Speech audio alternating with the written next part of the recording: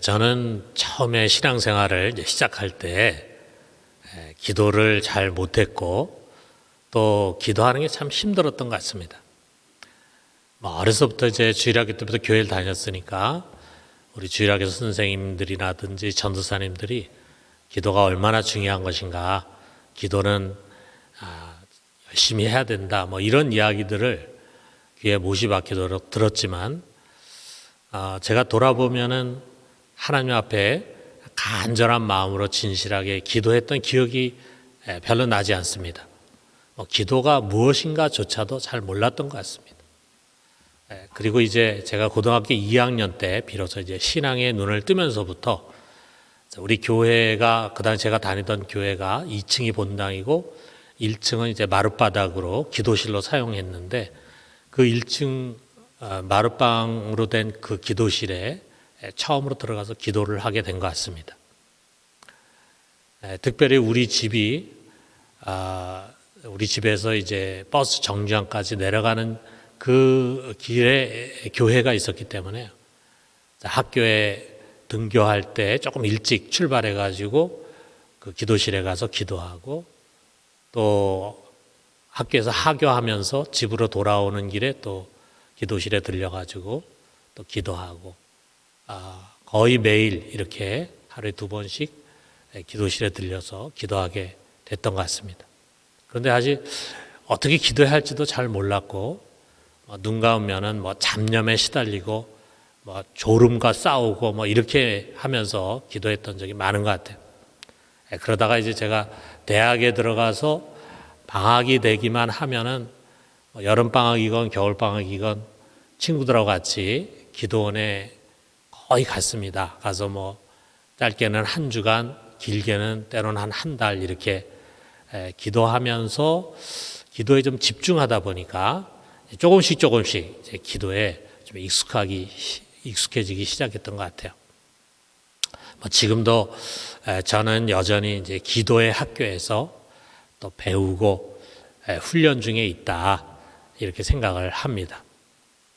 자, 우리 모든 신앙인들은요, 기도에 대해서 2가지 감정을 갖고 있다고 생각합니다. 하나는 기도는 너무 중요하다, 기도를 잘 해야 된다라고 하는 것이에요. 그렇기 때문에, 그렇게 생각하기 때문에 정말 기도를 잘하고 싶고 기도를 잘하는 사람이 되고 싶습니다. 또 다른 하나는, 그런데 기도는 너무 어렵다라고 하는 거예요. 그래서 기도에 자신이 없고 또 재미가 없고 또 그러다 보니까 기도를 잘 안 하게 됩니다. 물론 바람직한 기도 생활이라는 것은 이게 들쑥날쑥 기도 좀 했다가 그 다음에 기도 안 했다가 이렇게 하는 그런 기도 생활이 아니라, 예수님께서 우리에게 본을 보여주신 것처럼 습관을 쫓아서 꾸준하게 기도하는 거죠. 1년 12달 매일 꾸준하게 새벽 기도에 나오거나, 또는 집에서 매일 정한 기도 시간을 갖고 기도에 집중하는 사람을 여러분 상상해 보십시오. 부럽지 않습니까? 벌써 기도의 기본이 잘 훈련되어 있는 거죠. 이것은 하루 이틀에 되는 것이 아닐 것입니다. 처음 믿을 때부터 그렇게 하는 사람은 거의 없을 거예요. 이제 무엇이 계기가 돼가지고, 예를 들면 집에 큰 일이 있어가지고 그것을 놓고 작정해서 기도를 했는데, 어서 그냥 일과성으로 끝나지 않고 계속 꾸준하게 기도하다 보니까 자기도 모르게 이제 습관으로 자리를 잡은 그런 분들이 있을 것입니다. 그런데 뭐든지 일단 습관이 되면은 수월해지게 돼 있어요. 오히려 하지 않으면 불편하게 느낍니다. 여러분, 운동도 그렇잖아요. 처음에 운동 안 하는 사람이 운동을 꾸준히 하려고 하면 굉장히 힘들죠. 그런데 이제 그것이 습관이 되다 보면은 오히려 운동을 안 하면은 몸이 찌푸둥하고 불편합니다. 기도도 그렇다 이거죠. 이번에 우리가 20일씩 2번에 걸쳐서 40일 특세를 하려고 하는 것은, 여러분 각자가 지금 살아가면서 부딪히는 여러 가지 어려운 문제들이 있고 기도 제목이 있으니까 우리가 같이 모여가지고 좀 기도하자, 그런 의미도 있지만, 가장 큰 목적은 기도의 습관을 좀 갖자라고 하는 것입니다. 작년에 우리 중직자 선출한 다음에 임직식 하기까지 그 사이에 우리가 이제 중직자 교육을 했는데 그 교육 과정 중에서 20일 동안 새벽기도 참석해라. 2번을 20일, 20일, 40일을 참석하게 했어요. 그랬더니 이제 그게 습관이 된 분들이 나왔습니다. 우리가 사실 1년에 3번 일주일 특세를 하는데 일주일 특세를 해가지고는 습관이 되기가 힘이 듭니다. 그런데 적어도 이제 한 3주 정도를 새벽에 꾸준히 나오다 보니까 자기도 모르는 가운데 새벽기도 나오는 게 그렇게 어렵지 않구나 하는 생각이 들면서 이제 새벽기도를 꾸준히 나오는 사람이 되는 거예요. 그것을 또 한 번 더, 2번씩 이렇게 했더니 새벽기도가 자리에 잡힌 그런 분들이 나옵니다. 이번에 우리 교회에 성도들이 많이 이 40일 새벽기도에 참여해가지고 기도의 응답을 통해서 여러분이 많은 은혜도 받겠지만 기도의 좋은 습관을 이제 꼭 가질 수 있게 되기를 바랍니다. 근데 저는 오늘 이런 기도를 말하려고 하는 것이 아닙니다. 습관이 되고 그래서 기도의 맛을 알고 기도를 즐기고 더 나아가서는 좀 고차원적인 듣는 기도 또 관상 기도 이런 훈련을 요하는 그런 기도가 오늘의 주제가 아닙니다. 가장 기본이 되는 기도가 있어요. 기본이니까 기도의 걸음마라 할 수도 있겠죠. 그러나 그거보다는 기초와 근본이 되는 기도 행위입니다. 그게 무엇인가? 간구라고 하는 것입니다. 간구, 하나님의 도움을 간청하는 기도입니다. 이건 어려운 것도 아니고 지루한 것도 아니에요. 여러분 한번 생각해 봐요. 도와주세요 라고 하는 말이 뭐가 어려운 것입니까? 정말 도움이 필요한 위기 상황에서 이거보다 더 절실하고 하고 싶은 말이 무엇이 있겠어요? 그런데 이게 기도라고 한다면 여러분 기도는 쉬운 거 아닙니까? 그렇습니다.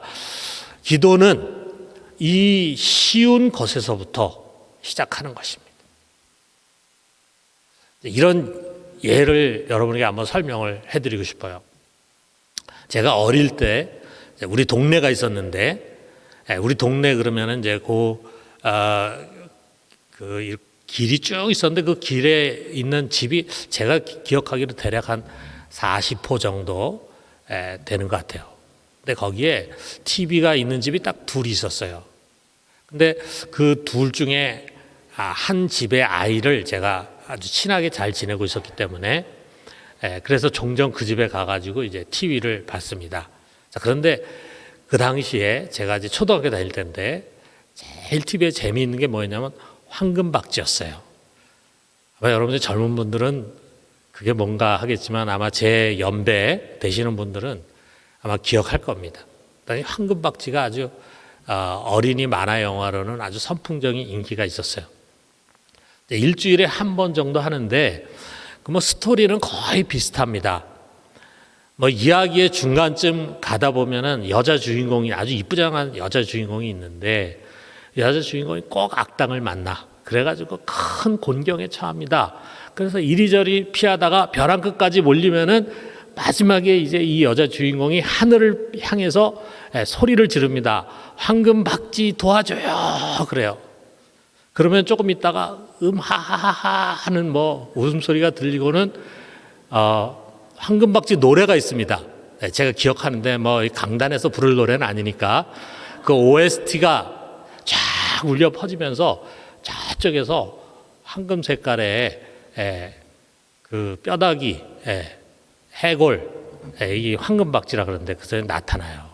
그래가지고 이 여자를 괴롭히는 악당들을 쳐부수고 주인공을 구해줍니다. 거의 매주일 비슷한 스토리가 아주 반복이 돼요. 그 다음에 또 그 당시에 비슷한 시기에요. 뽀빠이라는 만화 영화도 유행했어요. 그건 미국에서 이제 만든 건데 이것도 좀 비슷한 스토리예요. 거기에 여주인공이 이제 올리브라는 여자인데 이 올리브라는 여자가 매번 이 브루투스라는 아주 엄청 거인 같은 그런 힘이 센 아주 난폭한 남자에게 괴로움을 당합니다. 막 곤경을 당해. 그때마다 그녀가 도와줘요 뽀빠이 하고 소리를 지릅니다. 그러면은 어디선가 뽀빠이가 나타나요. 그래가지고 그 브루투스하고 싸우는데 항상 브루투스한테 져가지고 얻어맞아가지고 그래서 막 기진맥진합니다.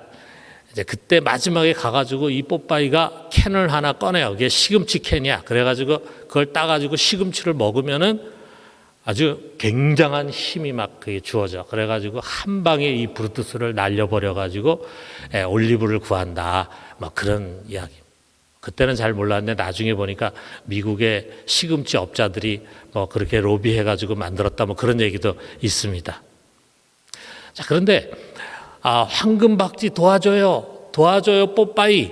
라는 이 한마디가 이 만화 영화의 분수령이에요. 그 전에는 막 악당들의 힘이 너무 강해가지고 막 주인공을 괴롭힙니다. 그래가지고 주인공이 막 곤경에 처하고 그럽니다. 그러면 이제 그 당시에 뭐 지금 같으면 뭐 그렇지 않겠지만 그 당시 애들이니까 그럼 막 가슴을 졸이는 거죠. 저 나쁜 놈 하면서 막 욕이 막 입으로 나오고 막 그러는 거죠. 그러다가 도와줘야 하는 부르짖음이 있은 다음에 이제 반전이 일어나는 거예요. 그럼 막 모두가 신이 납니다. 너무 신이 나니까 그 다음 주가 또 기다려지는 거예요. 뭐 같은 내용이지만. 자, 여러분 만약에 우리가 이거를 기도라고 한번 생각을 해봐요. 어려움에 처해 있는데 도움을 간절히 청하는 거예요. 여러분 그런 기도가 재미없고 지루할 수 있겠습니까? 지금 내가 큰 문제에 부딪혀 있어. 내 힘으로는 이거 해결할 수가 없어. 분명히 누군가의 도움이 필요한 아주 절박한 상태에 내가 지금 처해져 있어요. 근데 도와줘라고 하는 이것이 기도라 이거죠. 예수님이 다른 곳에서 이 기도에 관한 비유를 유명한 비유들을 든 것을 여러분 기억할 거예요. 자, 불의한 재판장에게 끈질기게 찾아가가지고 매달리는 과부의 비유. 또 한밤중에 갑자기 친구가 찾아왔는데 이 친구에게 먹일 음식이 없어. 그러니까 할 수 없이 한밤중에도 불구하고 다 잠자리에 들었을 텐데 이웃집에 있는 벗에게 가가지고 문을 두드려가 그래가지고 음식을 좀 달라고 간청하는 그런 비유. 자, 이 모든 것들이 그 상황을 보면은요 정말 절박한 상황이 절박한 상황. 근데 체면이고 양식이고 다 불사하면서 쳐들어가가지고 강청을 합니다. 당신의 도움이 필요합니다. 저를 좀 도와주십시오. 저에게 이게 필요합니다. 이걸 좀 주십시오. 이렇게 한다 이거죠. 뭐 여기에 무슨 미사여구나 또는 뭐 어려운 용어가 필요하겠어요? 뭐 이런 것을 위해서 훈련을 받거나 교육을 받을 필요가 있겠어요? 뭐 하나도 복잡하거나 어려운 코스 아닙니다. 정말 쉽잖아요. 이 기도라 이거죠. 그런데 문제가 뭐냐 하면 우리는 그런 단순한 간구조차도 잘 못한다는 사실이에요. 도와달라는 말도 못하고 필요한 것조차도 구하지 못합니다. 왜 그럴까? 무엇이 문제일까? 답은 간단합니다. 시간이 없거나 또는 기도가 어려워서가 아니에요. 한마디로 믿음의 결여예요. 믿음의 결여. 우리가 기도하지 않는 것은요, 믿지 않기 때문입니다. 하나님께 간구하는 이 기도가 문제 해결의 열쇠라고 하는 그런 믿음, 그 믿음이 없어요. 우리 다시 아까 그 황금박쥐 얘기로 돌아가 봐요. 자, 여주인공이 황금박쥐 도와줘라고 하늘을 향해 소리 질렀어요. 그런데 아무도 나타나지 않아. 뭐 아무리 불러도 황금박쥐는커녕 박쥐도 나타나지 않아. 또 황금박쥐가 나타나긴 나타났는데 너무 무기력해. 악당들한테 꼼짝 못합니다. 그러면 그 다음에 더 이상 황금박쥐 도와줘요 라고 하겠습니까? 자, 도와줘요 뽀빠이 이렇게 했는데 뽀빠이가 나타나가지고 와서는 브루투스에게 막 실컷 얻어맞고 그러고 도망가. 그럼 다음에는 절대로 그걸 부르지 않겠죠. 그런데 부르기만 하면은 어김없이 그들이 나타나는 거예요. 그리고 어김없이 악당을 때려 눕혀. 그래서 그 주인공을 구해줘. 그래서 그 다음 시간에도 여주인공들은 어김없이 도와줘요 황금박쥐, 도와줘요 뽀빠이라고 부릅니다. 그가 반드시 나타나서 자신을 구원해 준다고 하는 아주 확고한 믿음이 있기 때문이에요. 그런데 그들만 그것을 갖고 있는 게 아니라 그 TV를 시청하고 있는 우리 주로 이제 시청자들이 어린 애들이잖아요. 어린 애들도 자기도 모르는 가운데 그런 확고한 믿음이 있어. 야, 황금박쥐 불렀어. 그럼 틀림없이 나타날 거야. 그럼 나타나가지고 저놈들 두드려 부술 거야. 뽀빠이가 나타나가지고 저 브루투스 두드려 부수고 올리브를 구할 거야. 자기도 모르게 그런 확고한 믿음이 있어요. 시청자들이. 여러분, 우리 살아가다 보면은요, 정말 크고 작은 인생의 장애물들을 만나게 되지 않습니까? 때로 갑자기 찾아온 어려움과 시련 앞에서 보면은 우리가 어쩔 줄 몰라 합니다. 마치 홍해를 건너가지고 이제 광야로 들어와가지고 살아가는 이스라엘의 모습을 우리가 성경에서 볼 때 그들의 모습과 우리가 너무나 비슷하다고 하는 것을 느끼게 됩니다. 어려움을 만나면은 그럴 때마다 다 당황해. 그 다음에 염려하고 근심해. 그리고 낙심하고 주저앉고 포기해. 또 분노하고 불평하고 싸우고 원망하기가 쉽습니다. 그러면서 정작 하나님께 나가서 기도하려고 하지를 않아요. 왜 그렇습니까? 기도에 대한 믿음이 없어요. 기도한다고 뭐 달라지겠나? 그게 무슨 문제 해결의 열쇠가 되겠나? 이를 생각한다 이거죠. 자, 우리가 좀 더 구체적으로 우리가 믿지 않는 것은요, 하나님의 전능하심을 믿지 않는 게 아니에요. 적어도 우리 하나님이 창조주시고 또 무소부재하시고 능치 못함이 없으신 분이라는 것을 우리 그리스도인들은 믿잖아요. 의심하는 사람이 누가 있겠습니까? 자, 그런데 우리가 무엇을 믿지 못하냐면 그 하나님이 내 기도를 과연 듣겠는가? 지금 나의 이 탄식이 그의 귀에 들려지고 그래서 응답이 되겠는가? 이것입니다. 그가 나의 부르짖음을 듣고 일어나서 내가 구하는 것을 주시고 내가 두드릴 때 문을 열어주시고 내가 찰 때 길을 과연 찾게 해 주시겠는가? 여기에 대한 믿음이 없습니다. 이게 이스라엘의 모습이고요. 예수님 당시 제자들의 모습이고 오늘날 우리들의 모습이에요. 사람들은 다 비슷해요. 우리가 성경 속에 보면은 거기에 나오는 사람들의 모습이 지금 우리들의 모습입니다. 우리도 모르는 가운데 해도 안 될 거야 라고 하는 것에 학습이 돼 있어요. 구해도 소용없어. 찾아봐도 소용없어. 두드려도 소용없어. 이 소용없다는 것에 우리도 모르게 학습이 돼 있어. 그래서 우리는 기도하는 사람이 아니라 기도하지 않는 사람이 되어 있어요. 그것을 굳어져 버렸어. 자, 우리들의 이 고정관념, 이 학습돼서 굳어진 선입견을 오늘 예수님이 부수려고 합니다. 아니다. 너의 생각을 바꿔라. 그리고 믿음을 가져라. 그것을 위해서 주님께서 오늘 이 유명한 말씀을 우리에게 주시는 거예요. 7절에서 8절 보니까 구하라. 그리하면 너에게 주실 것이요. 찾으라. 그리하면 찾아낼 것이요. 문을 두드리라. 그리하면 너에게 열릴 것이니 구하는 이마다 받을 것이요.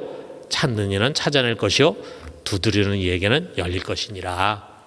너에게 꼭 있어야 할 필요한 것이 있느냐? 그럼 구해라. 그러면 하나님이 반드시 주실 것이다. 여기에 반드시라는 말이 기록이 되어 있지는 않지만 이 전체 내용 속에 반드시가 암시되어 있어요. 갈 길을 찾지 못하느냐? 찾아라.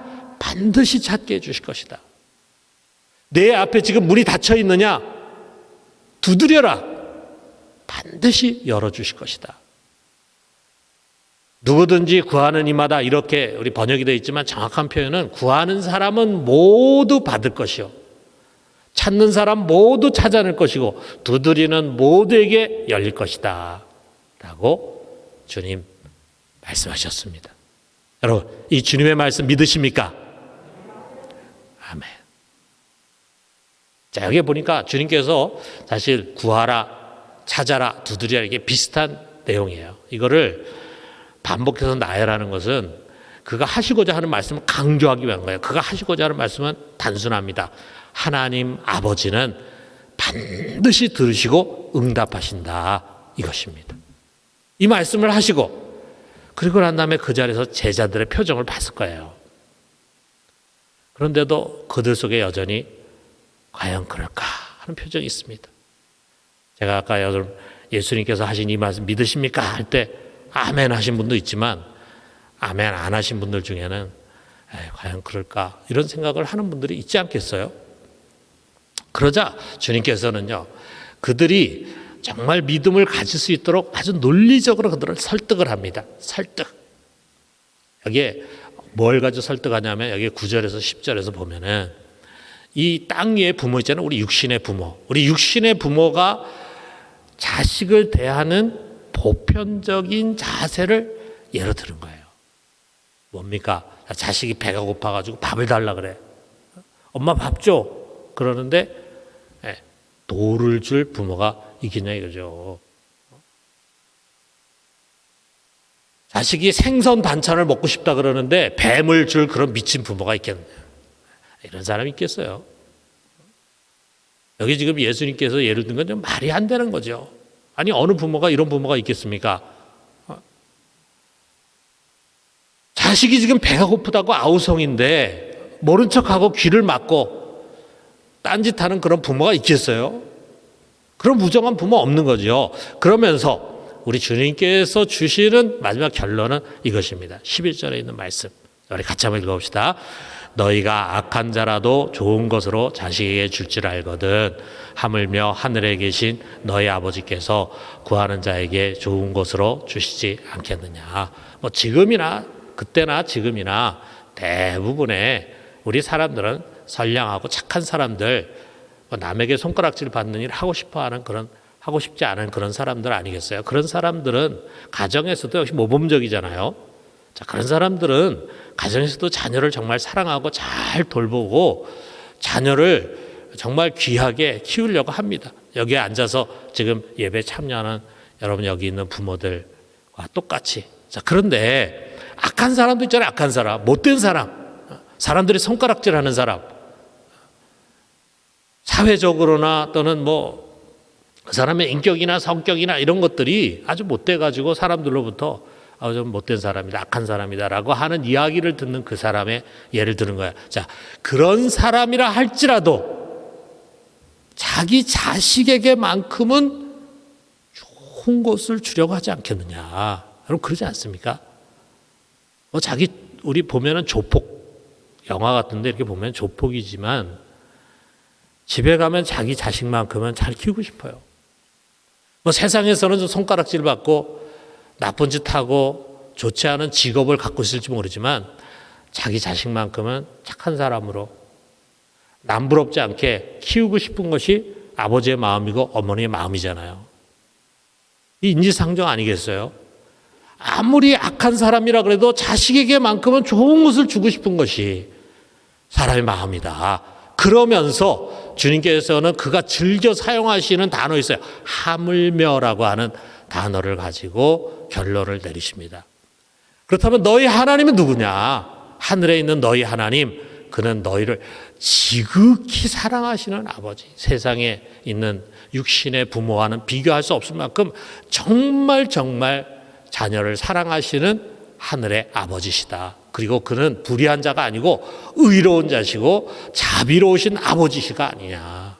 그런데 악한 자라 할지라도 자기의 자식의 간청에 귀를 기울이고 좋은 곳으로 주려고 할진데 하물며 이런 하늘의 아버지가 자기의 자녀들이 구하고 찾고 두드리는 것을 외면하겠느냐.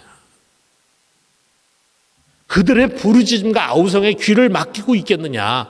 당연히 좋은 것으로 주려고 하지 않겠느냐. 예수님의 정말 이 논리적인 설득이 있잖아요. 아마 그 자리에서 제자들이 입을 쫙 벌리고 아멘 했을 겁니다.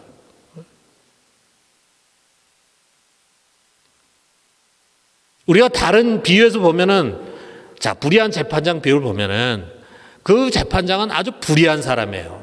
그럼에도 불구하고 왜 이 과부의 그 원한을 풀어줬습니까?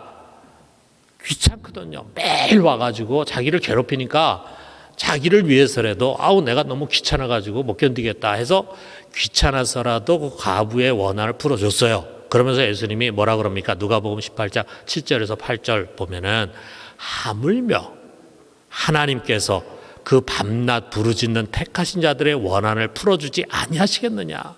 그들에게 오래 참으시겠느냐? 내가 너에게 이르노니 속히 그 원한을 풀어주시리라 그랬어요. 사랑하는 성도 여러분, 오늘 주님은요, 이 말씀을 통해서 이 말씀을 지금 듣고 있는 우리들에게 믿음을 호소하십니다. 하늘에 계신 너희 아버지 반드시 들으신다. 우리는 하늘에 계신 아버지를 볼 수가 없어요. 그 아버지가 우리를 어떻게 바라보시고 우리를 어떻게 대하시는가 우리는 사실은 잘 모르잖아요. 근데 예수님 아시잖아요. 주님은 삼일째 하나님 중에 한 분으로서 그 아버지의 마음을 누구보다도 꿰뚫고 있는데 그 주님께서 아시는 아버지의 마음을 지금 우리들에게 가르쳐 주는 거예요. 여러분, 우리 예수님보다 하나님 아버지의 마음을 정확하게 잘 아시는 분이 누가 있겠습니까? 예수님께서 하나님이 그러시다 그러면 그런 거예요, 정말. 우리는 그것을 아멘으로 붙들어야 합니다. 주님께서 이 말씀 속에서 주시고자 하는 것은 너희의 기도가 응답되는 것은 너희 기도가 유창해서도 아니고 너희가 잘났어도 아니다. 너희가 훌륭하고 또 하나님 마음에 쏙 들게 잘 살아서도 아니다. 그가 너희의 아버지이기 때문이고 너희는 그들의 자녀이기 때문이다. 자기 자녀이기 때문에 하늘의 아버지는 자녀들의 소리에 언제든지 귀를 기울이고 계시고 그 자녀들에게 언제든지 예민하게 듣고 반응하시는 분이시다 라고 하는 것을 말씀합니다. 그리고 그것을 들은 다음에 끝나는 것이 아니라 반드시 좋은 것으로 응답해 주신다라고 하는 것입니다. 이것을 믿어라, 믿고 구해라, 찾아라, 그리고 두드려라 라고 말씀하십니다.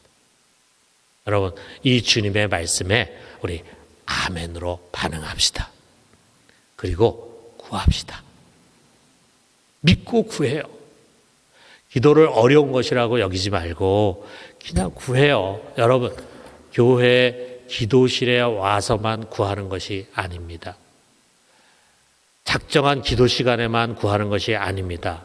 우리는 집에서도 사무실에서도 작업장에서도 또는 버스나 지하철에서도 걸어가거나 또는 운전하면서도 언제 어디서나 눈을 감을 뿐만 아니라 눈을 떠서도 기도하면서 그분께 간구할 수 있어요. 쉬지 말고 무시로 우리가 정한 시간을 놓고 기도하는 것도 기도에 집중하는 것도 중요하지만 24시간 무시로 언제든지 우리가 어떤 것을 만나고 또는 어떤 것을 경험할 때마다 답답한 일을 만날 때마다 누군가에게 은원이 필요하고 도움 필요할 때마다 수시로 하나님을 우리가 소환하는 것입니다. 하나님 부르는 것입니다. 도와주세요. 하나님 아버지, 제게는 지금 하나님의 도움 필요합니다. 이것을 구합니다. 꼭 주십시오. 이것을 피하고 나가야 할 길을 찾고 있습니다. 찾게 해주십시오. 하나님, 내 앞에 문이 잠겨져 있습니다. 열어주십시오. 그러면은 하나님은 기꺼이 듣고 응답을 해주신다고 약속합니다. 시편 50편 15절에 보니까 환난 날에 나를 부르라. 내가 너를 건지리니 내가 나를 영화롭게 하리라. 내가 어려운 일을 만날 때, 고난을 만날 때, 답답한 일을 만날 때 다른 것을 찾지 말고 나를 찾고 나를 불러라. 그러면은 내가 너를 건져주실 것이다. 여러분, 우리는 정말로 어린아이가 돼야 합니다. 어린아이, 여러분 어린아이 키우면서 보잖아요. 이제 다 큰 애들이야 그러지 않지만 아직 어린아이, 자기 힘으로 자기의 문제를 해결할 수 없는 어린아이는 문제 만나면 누구 쳐다봅니까?